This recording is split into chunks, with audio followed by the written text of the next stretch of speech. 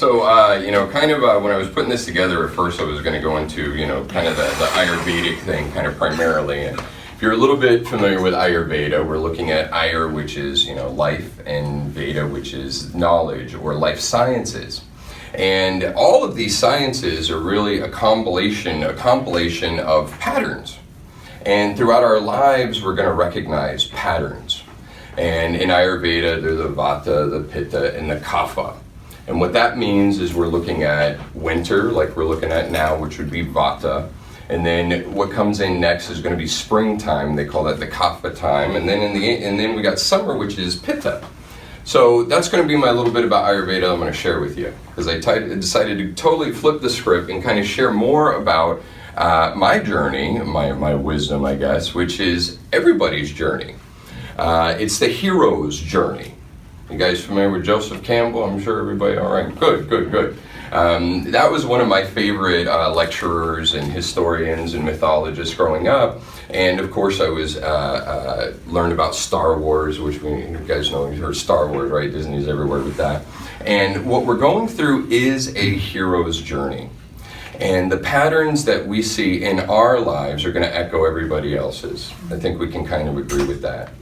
And in these life experiences, I grew up and it was really poor. I recognized that first. We grew up in a trailer park and we had no money. And then as I got a little bit older, the awareness shifted to where it's like, okay, I don't like not having money. So let me figure out with this awareness what I'm going to do. And so then as I got older, I, vowed to myself this state of resilience to where from my upbringing, I will never ever be poor again. Has anybody in here ever kind of experienced the worst time in your life? Has everybody gone through one of those? And hopefully you get hopefully from that you do set up maybe a little bit of logic you're going to bring in. So the logic is going to be maybe a set of protocols so that way you take yourself away from things that you no longer choose to have in your life. And then as you build this resilience, maybe you feel like you're on top of the world. Has anybody in here ever kind of gotten to that space in your life to where you're kind of singing, to where you're kind of like, this is exactly what I should be doing. This feels so wonderful. Well, I've been there too. And it actually was one of the first times in my awareness that I was like in this state of what I call vitality was when I moved back home to Alaska.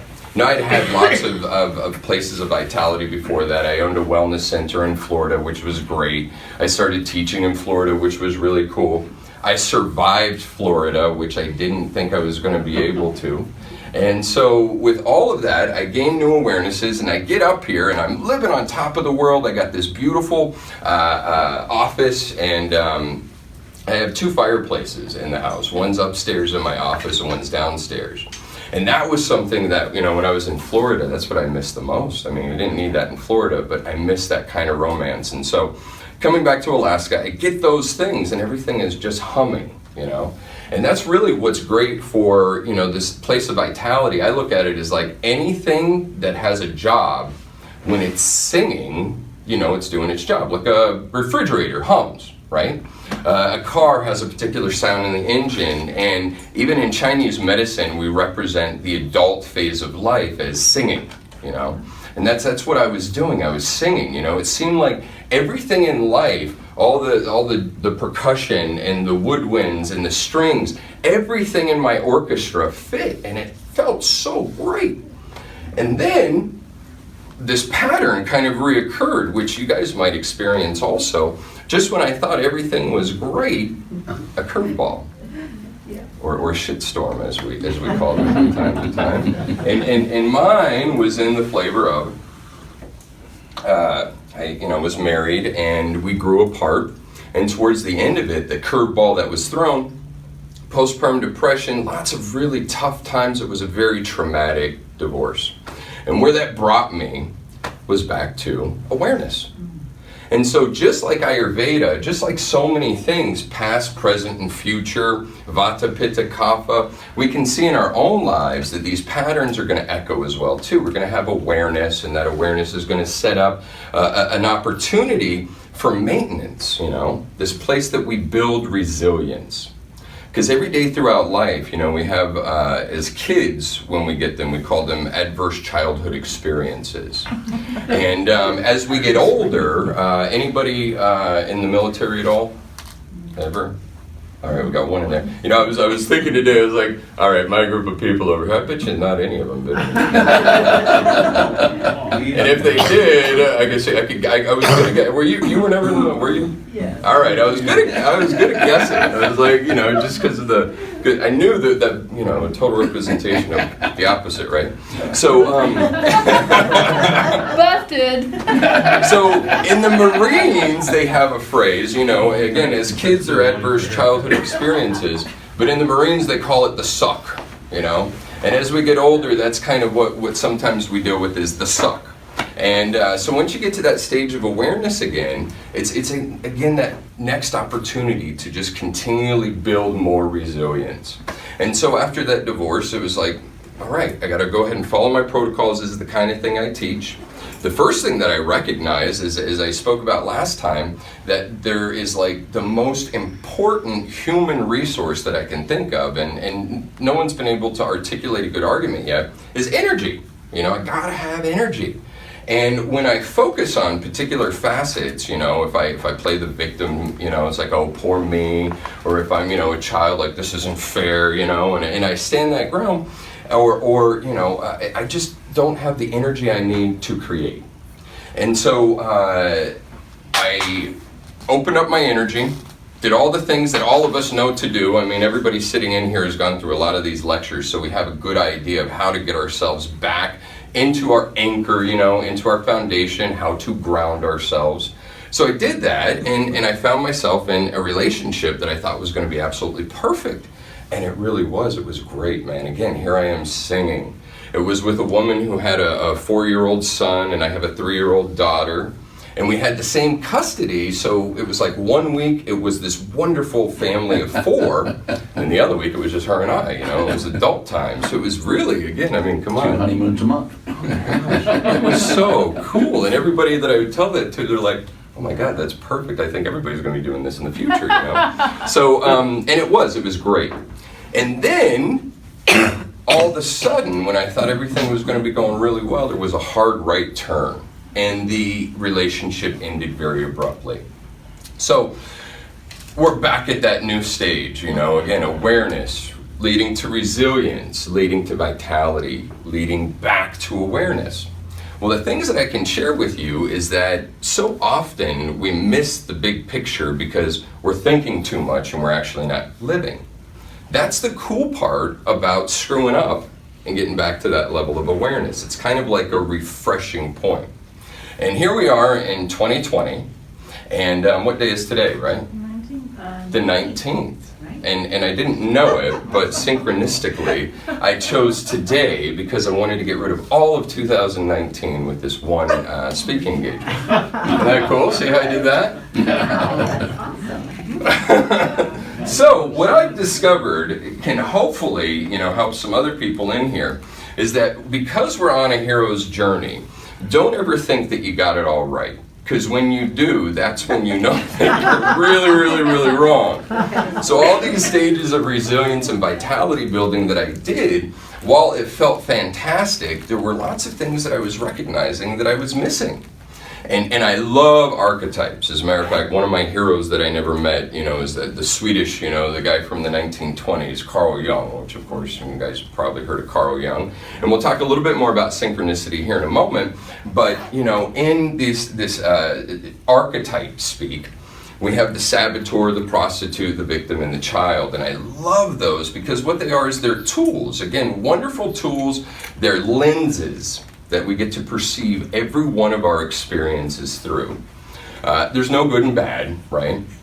So now every experience that we have is either going to be something that is productive or destructive. As a matter of fact, there's a really good, what I like to call an action grid that you can use. And my father taught me this when I was younger. And it's basically in any situation or experience that you come into, whether this is a belief pattern that you need to adjust or a person in your life that maybe you need to get rid of, you can ask yourself, number one, what is it? You know, what is this thing? You know, is this a human being? Is this support? Is this something that can harm me? Is this, you know, and that's what our senses are good for.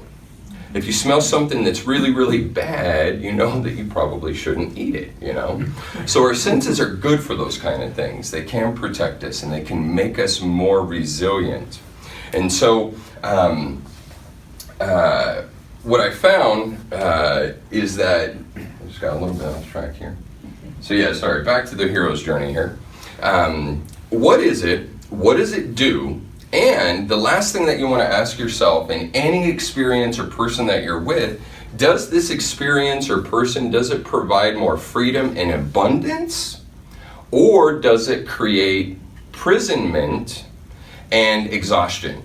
Because again, if we're looking at that kind of energy as being the number one thing, then you know, I want to make sure that I don't get exhausted by the way that I think or the people that I'm with.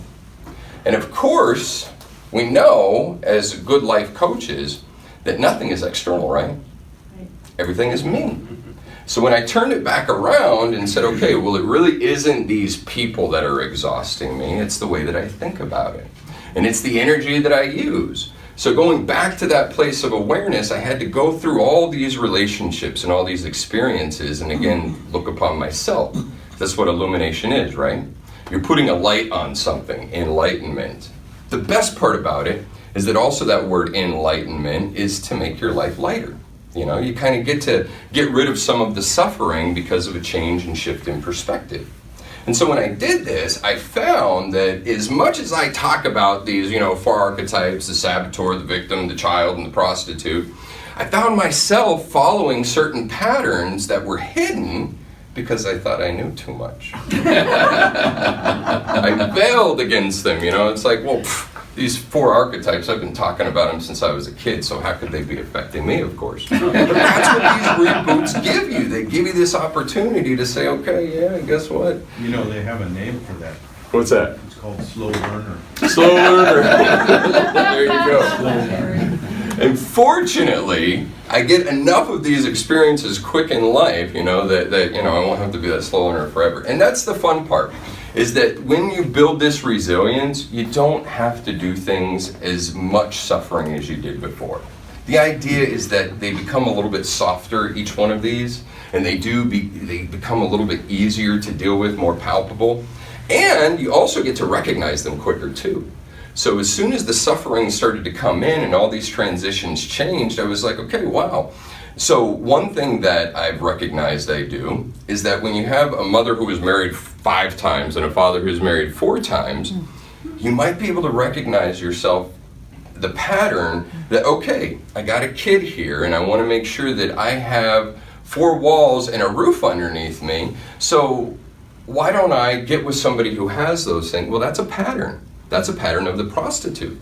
Thinking that you can't do it all on your own or that you can't do it in your way or that you won't have support and faith from divinity. So you fulfill these patterns that you see growing up. And now that might not be the same pattern for you. You might not have had parents that, you know, like getting married so much. But for me, that was something that was so brilliant to come to in my next level of awareness. Is it's like, holy crap, wow. Not only are all these relationships kind of like rescues, I don't, you know, rescue dogs or anything like that, but I love rescuing people. And that was another awareness I had. It's like, all these women that I've been with, they're all rescues. And you know, it might be okay if they're a Dalmatian or, you know, a St. Bernard or something. Joshua's SPCA. That's right, you got it. So these are brilliant levels of awareness because what they then allow you to do is they allow you to become empowered, you know. You can know something, you know, like cerebrally, you can have it in your brain, you can read all the books. But God bless us if life experiences don't really help you, you know, create that level of resilience and growth, you know, that you just can't really get unless you experience it. I mean, I've had in my wheelhouse, you know, this knowledge of the archetypes and Ayurveda and all that stuff since I was a little kid. But we get to learn all kinds of other stuff that we don't know, you know. And that's the parts that we really should be looking for. The things that we think we have understood are probably the ones that are going to get us in trouble. So I recognized there was that prostitute archetype, and that's like the heaviest one. Everybody's like, not me, not the prostitute, I would never. But if you think about it, again, anytime you're in a job that sucks, that's like, well, why would you do that? If you're in a relationship that's toxic, that doesn't really uplift you and support you, well, why would you do that? You wouldn't give that advice to somebody else, so we get to gain those awarenesses. And then, of course, the other ones are, the saboteur. That's a brilliant archetype that I got to recognize. Again, awareness, resilience, vitality, back to awareness. It's like I'm not so much the procrastinator anymore. I've recognized if I get something done early, then I got all this time to polish it up. And I've stopped BSing myself with the idea that, oh, you work so good under pressure. Because that's a biological lie. It's just our system is not in a good space where we're in fight or flight. So that was just BS. I was finally able to embrace that and thought, okay, well now, I don't procrastinate anymore. So, that saboteur, I got that covered. But there's so many other ways. And if you're looking over here, this is where the devil in the detail is over on this other side, right? So, again, that's what you got to watch out for is what's in between the lines, the things that you're not always thinking of. And, the saboteur for me is it's like there were certain levels of certain things of paperwork, that again, if you do them on time, it's no big deal. But then when you do have that curveball or that shitstorm, you're thinking to yourself, man, it would have been really great to have all that stuff taken care of. It's again where you sabotage yourself. So now instead of having that energy to create, ready, and access, well, now I've still got to do that other stuff. So look for those times, those small ones where we sabotage ourselves. And then, of course, when you have people that, are calling you names and attempting to hurt your character or reputation, it's super easy to say that, oh, poor me, the little victim can come out. That's another one of our master archetypes.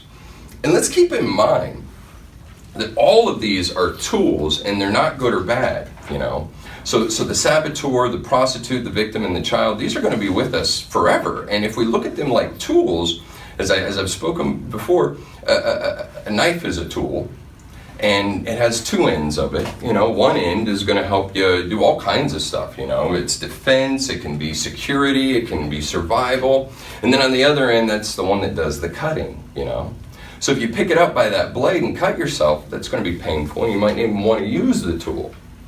But if you take the time and can really get into that level of self-discovery, then the saboteur becomes a tool where you're holding on to that handle and it says, okay, it's going to tell you, well, it's late at night and you've been working so hard. And yeah, I know that your gas tank is empty, but you've been working so hard. You deserve to go back home right now. That's what the saboteur is going to tell you, right? So when you employ it, you don't say, oh, you're right, I was working hard, so I'm going to go home and relax, and in the morning I'll get up 10 minutes early. Because that's what the saboteur does, right? Anybody ever do that? Like, say, No. Of course. And again, as we can all talk about, and nobody did that today at all, right? And so then the next morning, what happens? Of course, something happens, right? Well, these again are those places that we have an opportunity for new awareness to build new resilience. And so, as I was recognizing in my own story that, again, we are all heroes, and in each one of these hero stories, very often they're kicked out of their tribe. I don't know if you heard that, even Christ, he was kicked out of his village, and so often is this rites of passage in many villages. You got to be kicked out of your village and go slay a lion or something like that. And in these rites of passage, what we can find is that they're appropriate. We need to somehow mark where this new change is, because that can be a little marker so that we don't go back further. Okay? So in our own rites of passage, not only becoming aware of what we need to, but another really big important thing that I found in my awareness is that whatever you have done got you here. So maybe let's get rid of the word change. This is something that might be good for our spirit, because sometimes change is a redirection. And again, if you got here, that means that you did something right. So instead of change, let's maybe like look at the language of like refine and enhance. And as far as those go, I've become aware that, man, there's no shortage of enhancements and refinements I can give myself. Because not only, is the world a crazy place, but remember, you've invited everything in. I truly, truly believe that no matter what situation has gone to, and some people are like, okay, well, you've been raped or in a cult, all these kind of things. If we're looking as mortals, none of that makes any sense. But one of the other things that I love about Carl Jung that we can kind of use as a tool is synchronicity. You guys are maybe familiar with his ideas of synchronicity, and what that is a meaningful coincidence. And what I've discovered is, as unpleasant as some of these life experiences have been for me, they've also been very perfect in the way that they've given me exactly what I needed at that time in life to go to the next step. Now, a lot of times we pass off horrible experiences because we're not used to practicing this tool of synchronicity or practicing the tool of recognizing meaningful coincidences. If you do, everything in life gets to be a heck of a lot easier. I mean, things just happen automatically. You don't have to think anymore because you're in more of alignment with what's going on. As a matter of fact, I relied upon this for this very talk today. It's like I've had so many crazy transformations going on in my life. I doubt seriously anything's going on with the planets. So crazy, man. You really want to become really strong in your belief of astrology? Just go through last December. It's fun because not only myself, but people that I'm around and people, my uncle, it's like so many of us in 2019 went through some crazy transformations. And I had somebody who was looking in my chart and she's like, oh my gosh, this stuff doesn't even happen anywhere else in your life. So that's a fun awareness to become aware of, is that we're all connected. That's a big part of what synchronicity is. That's a part of what oneness is and unity. What I discovered is that unity is really important for my health. It's so important that it's how I keep myself from getting sick. I'm immunity. I have immunity, right? And that's what I found. It's like when you go through life suffering, if you're in unity with your relationships and your environment, you can kind of vaccinate yourself from a lot of the crap that's out there. Doesn't mean that you're not going to be immersed in it and dealing with it, but when people are really nasty to you, and when they appear to want to hurt you, if you have that perspective that it's all coming from the inside, then really nobody can, Now, I'm not talking about physical stuff. Yeah, if somebody's got a fist coming at you, don't block it, just get out of the way, And that can be the same for, verbal thing. Don't be around that stuff. Environments and relationships, as I spoke about last time, those are our two most incredible wellness tools. If you have healthy, productive environments and healthy, productive relationships, you can bear pretty much any of the stuff that comes at you. If you don't, no matter how good you're doing, those relationships and environments can turn to chaos. And so, in these, I've also discovered some other kind of tools that or not tools, but other things that the tool of awareness gives us that I thought are really great that I want to share with you guys. Now again, synchronicity and awareness, I think, come hand in hand. Not that they're the same, but it's kind of like you have a whole different level of awareness in the world when you play with synchronicity. You see things in a whole clearer way. You don't even have to believe it or think about it, you just know it. And it's a good feeling, and one of them that you kind of gain along with the tool of awareness is you can be invisible if you want to, which is kind of a neat superhero technique. And I'll tell you how that works. Is in part of my awareness, I put in the back of my brain what's called our reticular alarm system. It's again a bundle of nerves in the back of our skull, and it basically is the gatekeeper or filter between our subconscious mind, which is taking in everything all the time, and our conscious mind, which filters out a very small fraction of everything we're all absorbing. And what I discovered is that by putting the awareness of faces in my brain, when I go into a supermarket, I can be invisible if I want to because I see everybody. And Anchorage is small. So you know, you end up seeing somebody in there, right? Well, it's like with a higher level of awareness, you get to have that choice of if you want to be seen or not, which is kind of fun. And another thing that awareness can give you is that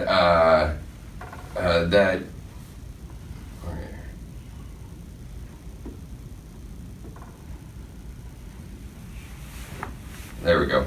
Yeah. So in addition to choice is, again, you walk into a supermarket and you get to see who you want to see, and you get to be seen if you choose to or not. Another really important thing of awareness, which, you know, brings it back down to the earth level that I want us to think about, is that, yeah, okay, everything is us and we've invited everything in, but I also want us to be physically aware, because I know as an Aquarian, sometimes I'm like way out there too much in the ether. But the reality is that if we have a physical awareness as well too, any situation that you walk into, you should know where the exits are. You should vibrationally be picking up on the people around you. Do people feel uncomfortable? Let's make it real. Let's, you know, have this awareness, and not a fear-based way, because, you know, again, fear invites things, right? But you also don't want to be that person that is absolutely unaware of your surroundings. So we're kind of looking at that beautiful balance and harmony. Other things that I found that awareness is that, you know, as we were talking about with synchronicity and bringing it back to that place of being aware of your surroundings, there is more than just the numbers. There is more than just, you know, the exits and the way that the people appear. So start looking at the underlying, you know, if somebody's not talking and they're really quiet, they might be going through some really tough times. Or if they're really talking too much and just explosive with their voice, these may represent imbalances. And if we are going to be really serious about this unity thing, then we need to get to that harmony of helping each other in an effective way. I think that we go from one end of being a society, and I've seen this in a short period of time that I've been alive, a society who doesn't know how to use touch and connection.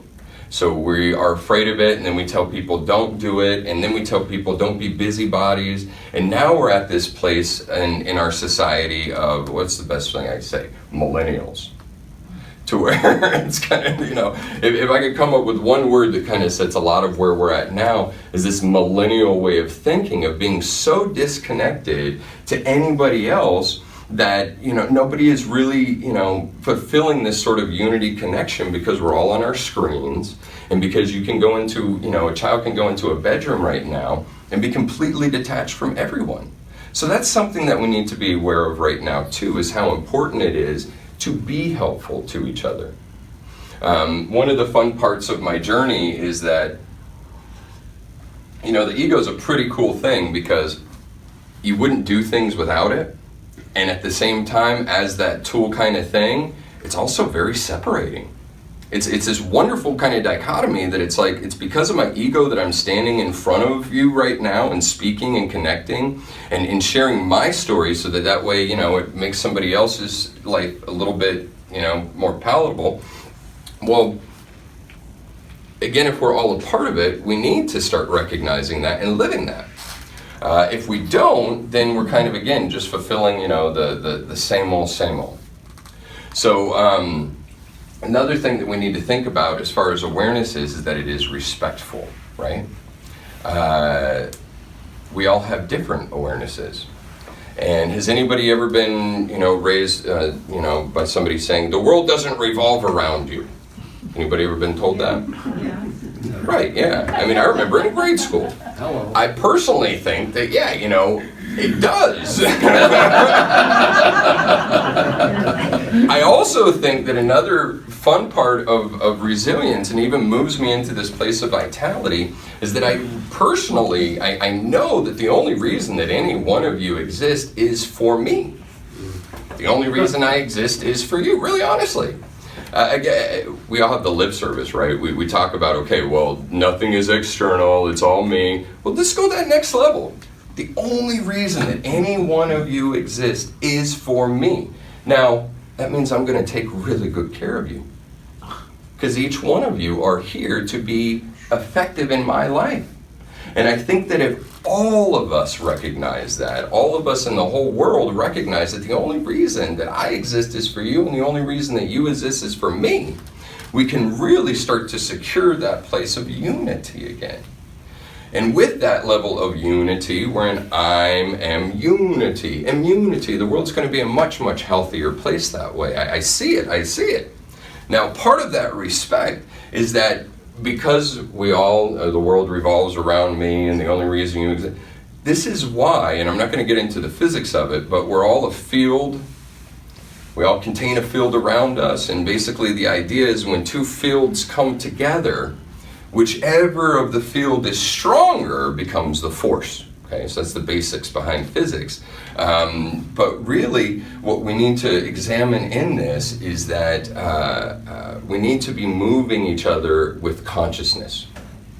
Not just in an explosive kind of way, and also not in a cold logic way either, right? Because that's what a lot of times we do in the world, is we'll go from one way of just all the feeling and all the love, and then over to like this Vulcan logic. But that's not what humanity is. I mean, anybody that watches Star Trek knows that. That's why Vulcans are all the logic. And as humans, we can ground ourselves with both of these elements. And I think that that's something that should be really, really focused in our awareness for 2020. I mean, there's so many things going on with level in this year, you know. We can be on the level, on the square, for those that like the Mason talk, you know. And the perspective that we can have can be so much more balanced. And again, all comes in with this awareness. So I think, what do I got? I got a few more minutes on. You got 10. Perfect, okay, good. So then, so we brought that on ourselves. One of the other things that I recognize in awareness that I think is difficult for us to do as much in America, or even in this modern world. Another one that I learned from Pop, slow is the fast way. So let's do that too in 2020, you know. Recognize, what I mean by slow is the fast way is that when we're moving too fast, we screw up a lot more. You trip on yourself, you know. You don't measure, and then you have to cut twice. So that's another thing that I'd like for us to bring into our awareness for 2020, is let's go slow, let's breathe, you know. Nothing has to happen too fast. We've all been around for as long as we have, and unless we die next week, we're gonna be around for a little bit longer. So go slow. Slow is the fast way.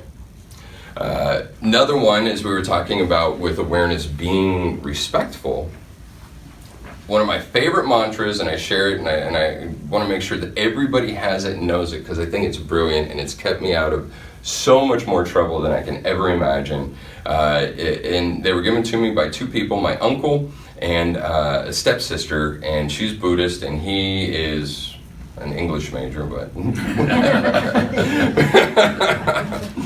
when I was a kid, he taught me to save yourself from so many troubles in life. STFU. You guys remember what's STFU? You guys know that one? All right, somebody to the right, tell somebody to the left. Shut the up, okay? STFU. This is a great mantra, okay? So then I also discovered that, you know, my voice and my choice, what's in the middle of those words? What? Say it again. Voice and choice. Oh, I see. Right? Oh, right. Voice and choice. So in the middle of your voice and in the middle of your choice, oh, I see. And that's really where, if it is not kind and necessary and true, don't say it.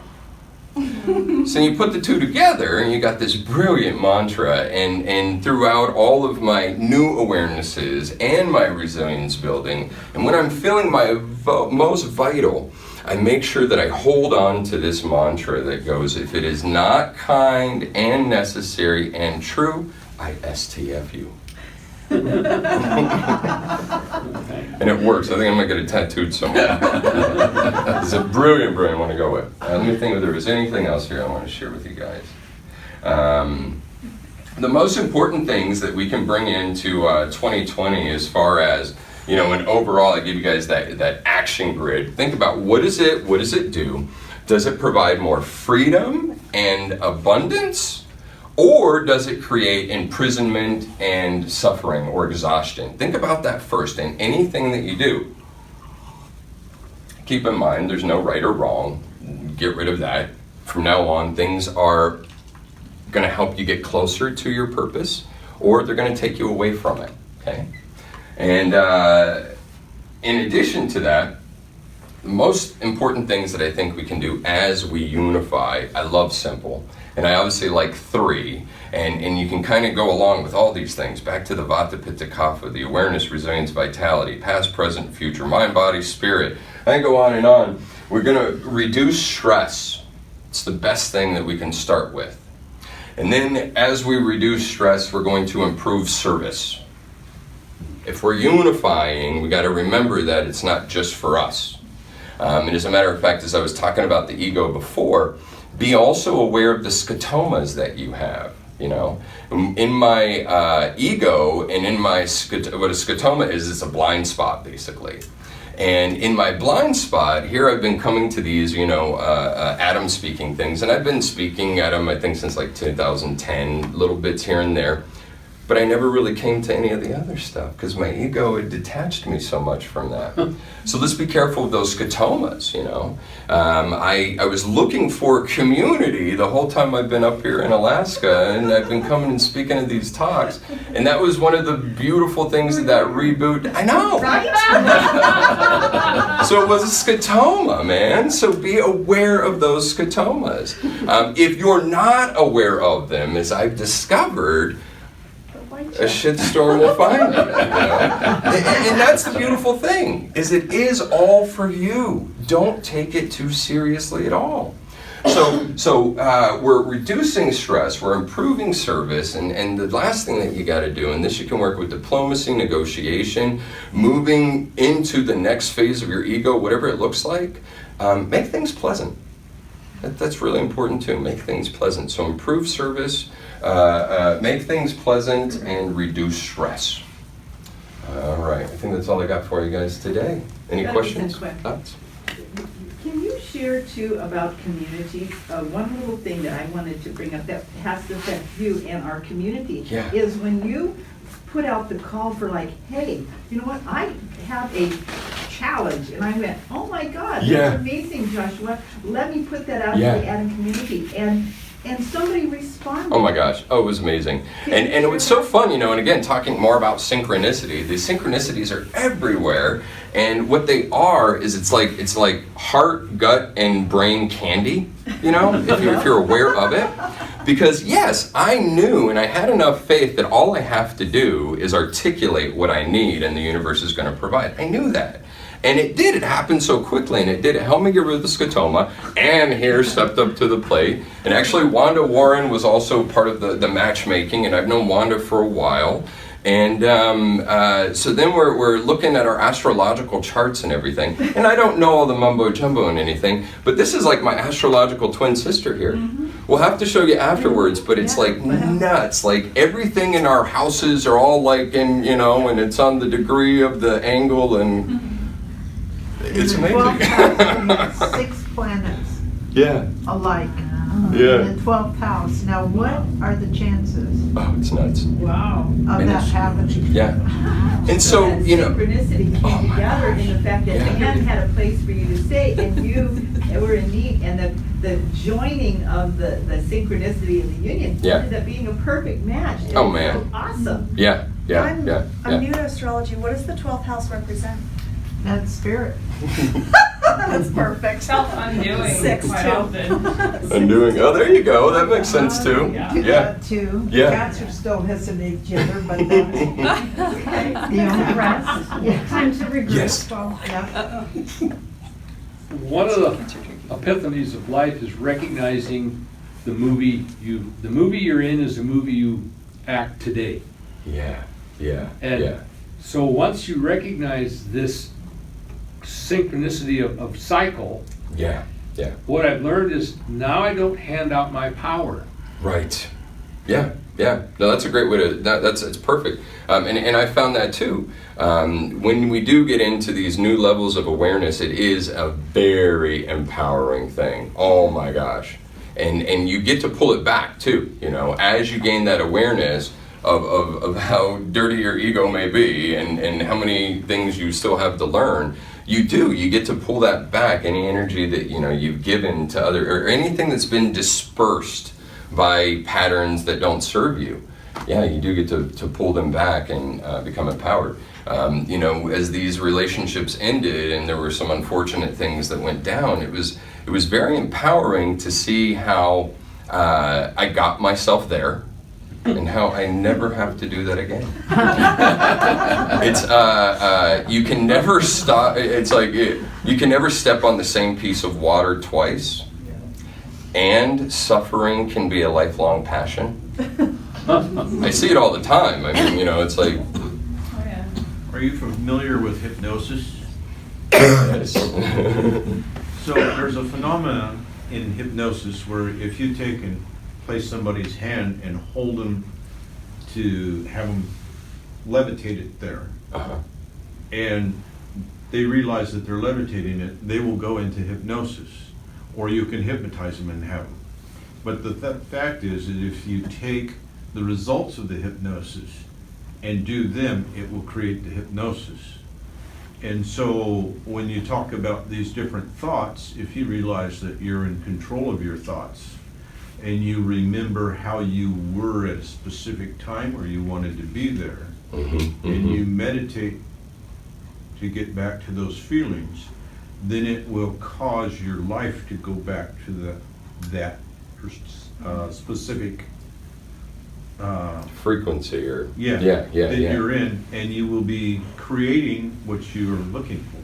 Yeah. But instead of the world revolving around you, you should realize that you are the world. There you go. And we're all one. Yeah. Yeah. No, I'll buy that. Yeah, so and all of these perspectives, we got to remember, as I was speaking with Ann today, just file in the simplicity of whatever it is that you're believing. Check off at the end of the day, am I operating on fear or love? Because the fear is going to be the thing that disconnects us the most. It is the thing that, creates those judgments in us and that kind of snaps us to a frozen point.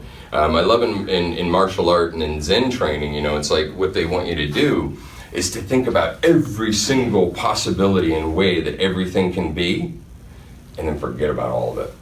Because if you do get in to hold to any one of those judgments too much, well, now you're not ready and adaptable for whatever else is going to come at you. You else any other questions, comments? Well, how do you define resilience, or like how a person gets to a place where they actually feel resilient versus like a victim? Yeah, sure. So I like, because I'm not nautical at all, but I like the analogy of like boats on a water, because boats get capsized, and some boats, people, get capsized very easy. We call these dinghies. And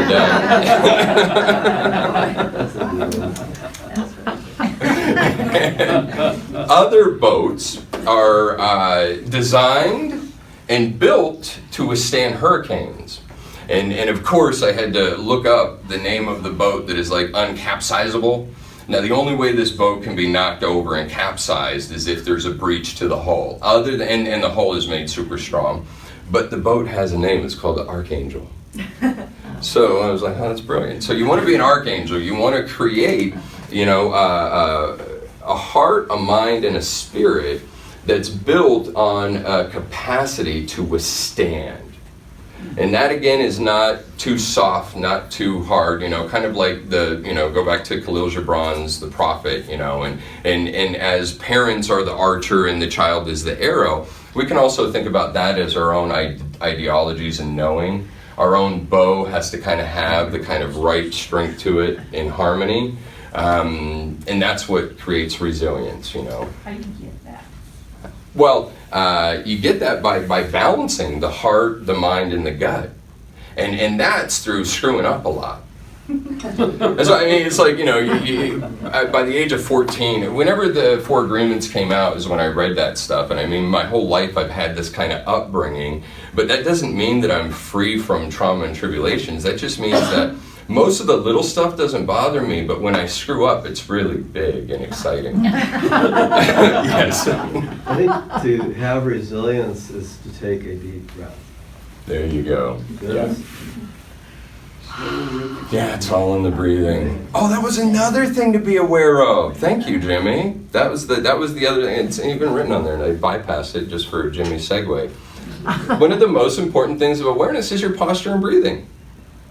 In so many ways, because it does build resilience. Anytime that the world is really going crazy, that's when, again, slow is the fast way. Stop yourself, breathe. Along that lines, there's a 30-second or 1-minute exercise that you can do that it's proven, is you do those breaths deep and then get into a hyperventilation state. Your body starts tingling. You keep doing it, and then you hold that breath for about 30 seconds or as long as you can. It triggers chemicals in your chemical. Serotonin. It's on YouTube. It was like a 2-minute video on YouTube, and it said this will do it. Yeah. And if you just take that time and I haven't even tried it yet. I know about it, but I haven't thoroughly. Well, and even posturing. We know this from lobsters.